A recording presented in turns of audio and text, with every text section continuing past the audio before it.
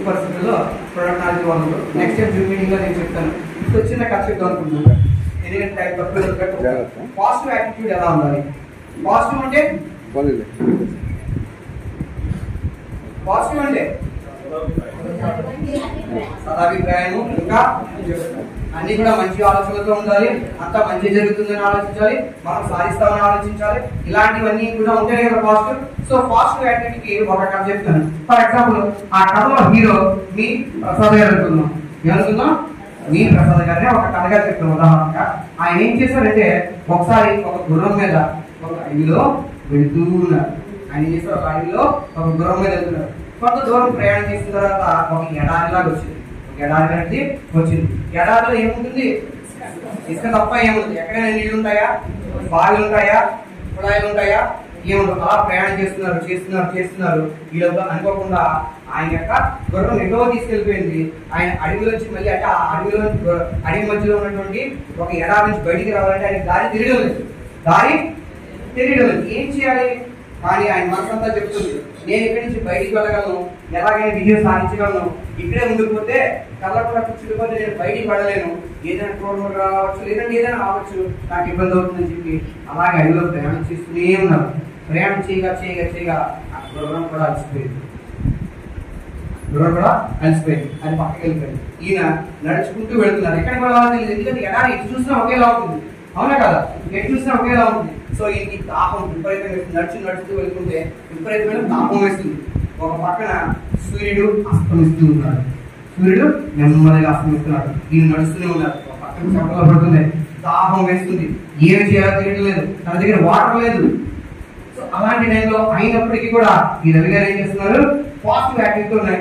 ఎలాగైనా సరే నాకు ఒక దోవ చూపిస్తాడు, ఎక్కడో చోట ఉంటుంది అని వెళ్ళగా ఈ లోపల సూర్యుడు బాగా అస్తమిస్తున్నాడు. అయినప్పటికీ తను ఏ మాత్రమో ఆగిపోకుండా అక్కడే కూర్చోకుండా మనసులోని మరింత దృఢ సంకల్పంతో ఏం చేస్తారు? ముందుకు వెళ్ళగా ఏం జరిగిందంటే ఒక చోట ఏదో చిన్న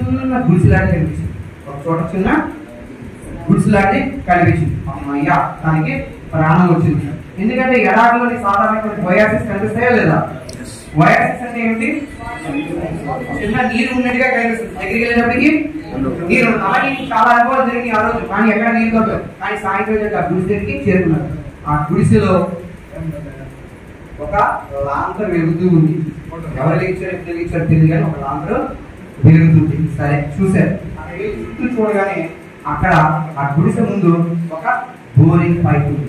బోరింగ్ కొట్ట పైప్ ఉంది కదా, దానికి వాటర్ వస్తాయి కదా. సో బోరింగ్ పైప్ ఉంది. ఇది వెళ్ళగానే ముందు ఎందుకంటే బోరింగ్ కొట్టారు, నీళ్లు రావట్లేదు. ఒకసారి కొట్టారు, రెండోసారి కట్టారు, మూడోసారి, ఎంతసేపటికి నీళ్లు రావట్లేదు.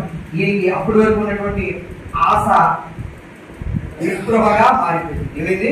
ఒక్కసారిగా నేను కొట్టాను, బోరింగ్ ఉంది కానీ నాకు నీళ్లు రావట్లేదు, ఏం చేయాలని చెప్పి ఒక్కసారిగా అయినా కుదించిపోయారు. ఒకసారి కానీ అయినప్పటికీ మరింత ఉత్సాహంతో లేదు, ఇక్కడ పిలుస్తుందంటే ఎవరైనా ఉండే ఉంటారు, ఇదివరకు ఎవరైనా ఉండి ఉండొచ్చు, ఇప్పుడు లేకపోవచ్చు. ఏమిటంటే చుట్టూ తిరిగితే ఒక పిలిచికి పక్కన సూర్యులు ఉంటాయి కదా, సూర్యుల దగ్గర ఒక ఏమంటే ఒక వాటర్ బాటిల్ తగిలించింది. ఒక వాటర్ బాటిల్ దాని నిండుగా నీళ్ళు ఉన్నాయి. ఆ పక్కనే ఒక పేపర్ ఉంది. సో ఇప్పుడు నేను దాహంతో ఉన్నాను, పేపర్ తీస్తానా, బాటిల్ తీస్తానా? Very good. సో బాటిల్ తీయాలి కదా. సో బాటిల్ తీసే ముందు, దానికి తీసుకొని తాగపోయే ముందు పేపర్ ఉన్నది కదా, ఆకుతుంది, మంచి ఆకుతుంది కదా, ఉంటుందా లేదా సాంబార్? ఏమిటి అని చెప్పి చూశారు. దాంట్లో ఏముందంటే, నువ్వు మంచినీళ్ళు త్రాగే ముందే ఈ నీళ్లు తాగకుండా బోరింగ్ లో వేసి నువ్వు కొడితే మంచినీళ్లు వస్తాయి. అప్పుడు నువ్వు చక్కగా తాగి మళ్ళీ పీకేసి ఇక్కడే పెట్టే రాస్తుంది. సో ఇప్పుడు నేను చాలా తాగుతున్నాను, చచ్చిపోయేలాగున్నాను, ఏం తోచట్లేదు. ఇప్పుడు నేను అంత పాత బోరింగ్ లో నీళ్లు వేస్తే వస్తాయా లేదా?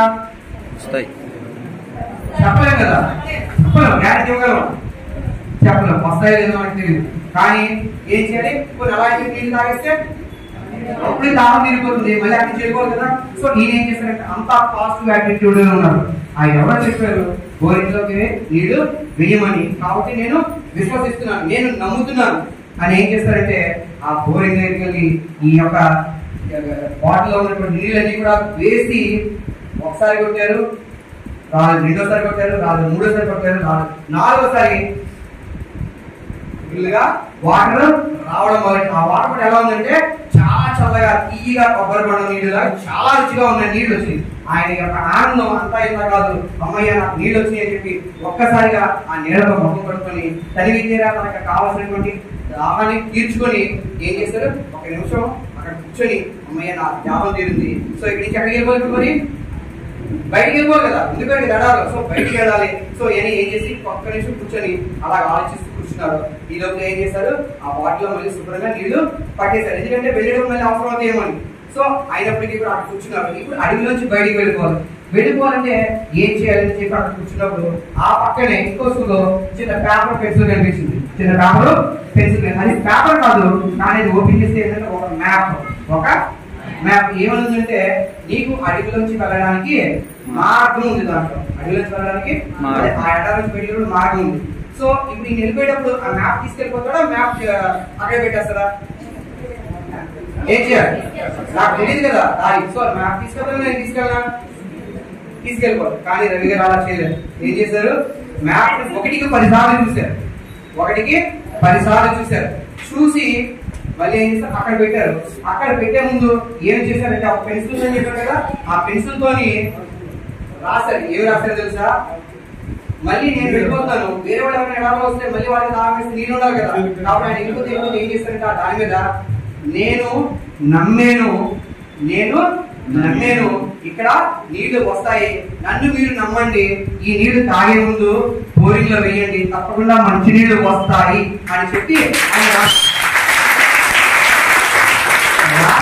ఏం చేశారు తెలుసా, మళ్ళీ అదే మ్యాప్ అక్కడ వెళ్ళి 10 సార్లు చూస్తారు కదా, ఆయన బొట్లో గుర్తుండిపోయింది. 10 సార్లు చూస్తారు కాబట్టి ఆ మ్యాప్ గుడ్ మ్యాప్ అంతా గుర్తుండిపోయింది.